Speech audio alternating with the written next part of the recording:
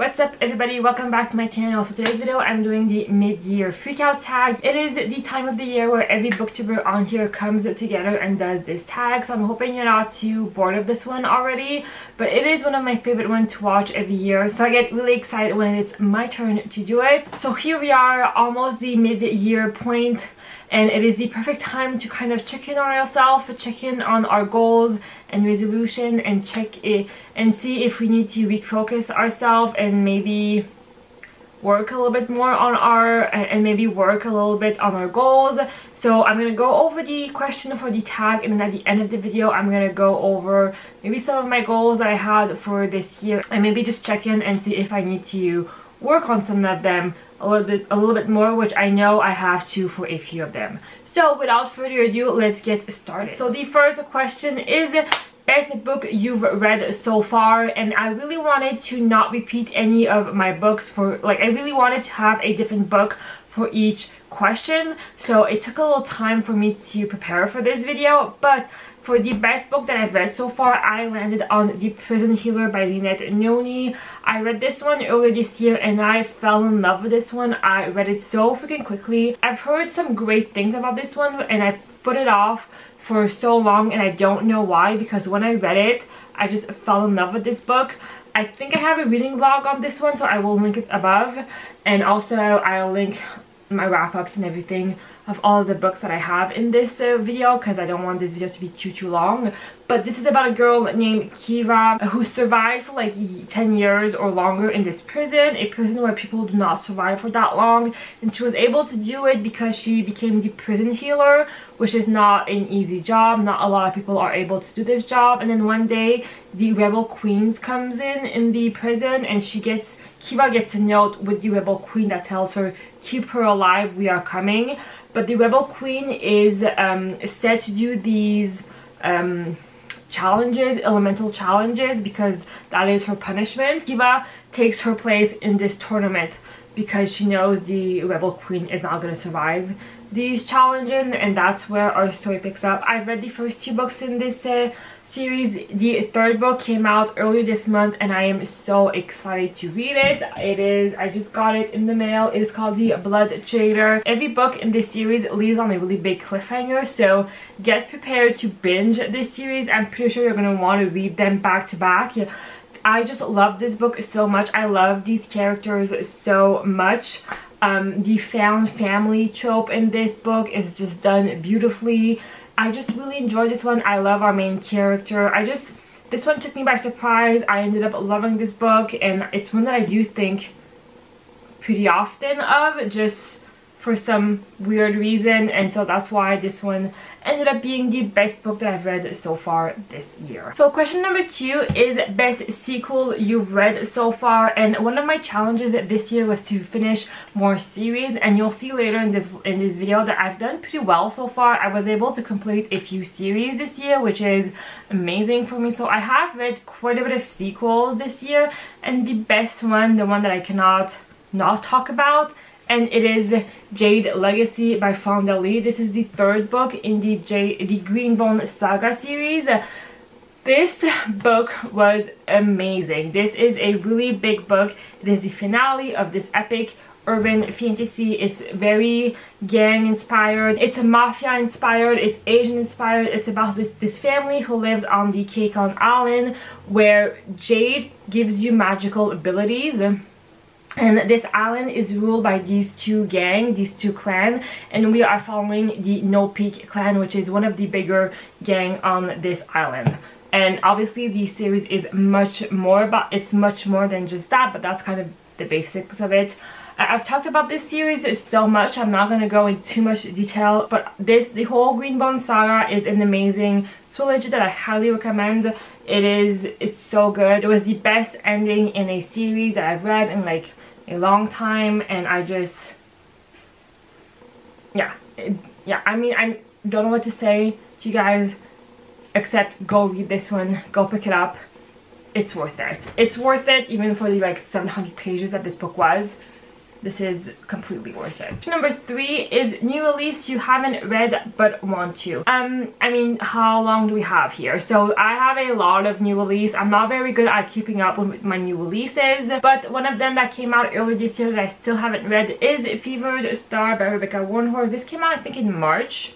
I'm pretty sure. This is the sequel to Black Sun that I read last year, and that ended up being one of my favorite books that I've read last year, so I got really excited when this one came out. But if ever since, I've heard some mixed things about this book. I've heard that it kind of suffers from maybe middle book syndrome. We don't really know yet because the third book hasn't come out yet, but a lot of people say that the first half is kind of very slow and it's kind of just wrapping up things from the first book, and then nothing really happens, and then by the end it gets pretty good. But I haven't heard the best of things about this book, so I've been putting it off. But the first book was amazing. I love that book, so I've been really wanting to pick up the second book in the series, and hopefully I will do soon. I might wait for the release of the third book in this series, just because people say that this kind of reads as a bridge between two books. So I might do that, but I really want to read this one. The next question is the most anticipated release for the second half of the year. I'm not someone that follows very closely new releases, but there's a few that I know that are coming out and I am really excited about. The first one being Babel by R.F. Kuang. I know it's a lot of people's most anticipated release for the second half of the year. I think it's coming out in August, so we don't have to wait very long. Honestly, I don't even know what the book is about, except that it's kind of a dark academia book by R.F. Kuang, so kind of perfect. I'm really excited about that one, so there's that. But then I think my most anticipated book release for the second half of the year is going to be Amari and the Great Game, which is the second book in the Amari and the Night Brothers series. It is a middle grade book that I read last year, and I love that book. It was one of my favorite books that I read last year. And then the second book is coming out in August, so I cannot wait to read that one. I really want to reread the first one and then read the second one. The first book was amazing. I highly recommend it. It was so good. Next question is the biggest disappointment, and I was pretty lucky this year. I haven't read that many bad books. But I'm going to have to go with City of Brass by S.A. Chakraborty. This wasn't a bad book. I think I gave it 3 stars. It's just I was so excited to finally read this book. I heard so many great things about this series, and this book ended up being a letdown. I just felt like it was a really big introduction to the world and to this series. Nothing really happened. It was kind of boring. The last 150 pages is where all of the actions take place, but the first 100 or 200 pages was pretty boring. I will be continuing with the series, but the first book was a very big letdown for me because, like I said, I've heard so many good things about this series. So the next question is the biggest surprise, and for my biggest surprise, I'm gonna go with Girls of Paper and Fire by Natasha Ngon. This is a book that I picked up kind of on a whim for the Asian Readathon. This series has been released for a little while now. I think a few years now. And I've heard some pretty good things, but not lately. It's been around, like I said, for a long time, and people are not really talking about this book anymore. And so I picked the first book up, and I ended up loving the first book. I ended up flying through the book. I read it so quickly. I just loved the characters, the theme of this book. It was so well done. It was just the world was really interesting and very unique for a YA, even though it relied on some really typical YA trope. It was done so well and so different. It was a really good book, and I really enjoyed it. I just finished the third book in that series not too long ago, and I just ended up loving the whole trilogy. It was just, I highly recommend that series. It does have some pretty big trigger warnings for sexual assault, but if you can get past that, I think this series is very much worth it. I ended up loving it. It had some amazing representation in the book. I loved it. I thought it was really well done. I just loved it. This one took me by surprise, and I love the whole series. So yeah. The next question is favorite new author, and I haven't read a lot of books from the same author that are not from the same series. I've read quite a bit of new authors, but I've read only books in the same series. So my answer is gonna go with not a new favorite author, but an author where I just rekindled my love for her, and it's going to be Sophie Kinsella. I used to read her books a lot when I was younger, and for years I kind of just stopped reading her book. And this year I've read I think 3 of her books, and I just fell in love with her back again. She just became one of my new favorite authors, one that I really want to read more of. I've read Wedding Night, I've Got Your Number, I've read another of her books, I'm pretty sure. And I just, like I said, I've read her books in the past and I loved them, and I just stopped for like years. And I just picked her book up again this year for no really reason. I just fell in love with them. I read them, I just fell in love with them. They're just so funny, chick lit type of book. They're really quick read. Like, even though they're pretty big, they read really fast. They're like beachy type of read, page turner. They're like really funny. The characters always end up in like the weirdest situation. I just loved her book so much this year that I just fell in love with her again, and I just want to read more of her books. So that's why I'm going with this author. The next question is newest fictional crush, and I have to go with Michael in the Kiss Quotient by Ellen Huang. I read this book not so long ago, and Michael in this book is such a sweetheart. I love him so much. He's so gentle and loving, but very manly at the same time. He's like everything in this book. I just love the way he treated, I don't forget her name, I love the way he treated Stella. It's a mild spoiler for this book, but there's a scene in this book where they're about to have sex, and the main character is having this like panic attack, and he's like, they stop everything, and she's like, no, it's fine, and he's like, wait, people had sex with you in this, where you were in this state of mind? And she's like, yeah, and he's just like appalled by that, and he's like, that's not normal. And I love that scene so much. I loved Michael so much. We all need a Michael in our life. He was the bestest, and I loved him so much. He's my fictional crush, and I love him. The next question is newest favorite character, and I had a lot of trouble finding one. There was not really a main character that like stood out for me really that much this year, so I ended up picking a book that I've already mentioned here, but it is for a side character that has my whole heart, and I love him so much, and it's going to be Tip in The Prison Healer. He is so freaking adorable. I think he's like 11 or something. He's the sweetest kid ever. Like, in the second book, he does something, and he's just like, oh, I don't want to spoil anything, but there's like this scene where I felt so bad for him, and he's like the sweetest little guy ever, and I just loved him so much. He's just this sweet little kid, and I just love him so much. And he kind of made the book for me at some point. I felt like sometimes the book kind of got slow, or I wasn't into it anymore, and then Tip kind of comes in on the page and just makes everything better. And he made me smile a lot when I was reading him on page, which is always something nice. I just loved him so much. So Tip in The Prison Healer in the second book he's not the main character, but he kind of stole the show in this book for me. I will say, like, all of the characters in this book are just amazing, so Tip being my favorite of these characters is something really good. The next question is a book that made you cry, and I don't cry very often in books, so that's why I'm gonna have to repeat a book. Once again, it's the last one, I promise, but I'm gonna have to go with Jade Legacy by Fonda Lee. I don't cry very often in books, but I did cry in the ending of the book. It was so emotional, and I mean, if you read the book, then you probably know where I cried and why I cried, but I thought the ending was so well done, and something happened in the book in the end where I kind of lost it, and I cried so hard. I was on my couch in my living room, and my boyfriend was in the kitchen, and he had to come and see me and make sure I was okay. That's how hard I was crying. And it is the only book that made me cry this year, so that's something. Next question is a book that made you happy, and this one I'm gonna have to go with a book that could have been my most surprising book that I read this year, and it's going to be the It Happened One Summer. I kept it for this question because this book made me just so happy when I read this book. I heard some really good things about this book, and I did hear some mixed feelings about this one, so I was kind of nervous when I picked it up. But this was just so funny and so fun to read, and I love the small town vibe. I love the main character Piper. I don't know why I said Piper. Piper, I thought she was just so funny, and I love the situation that she got herself into. The book itself it made me really happy, and I was just like reading it, and it made me really happy, and I just ate everything from this book. I ended up loving it, and it made me really happy. It gave me summer vibe. I think I read this at the like end of winter, so it got me really excited for summer. Got me really excited for like a vacation and like the beach, even though I don't live near a beach or anything.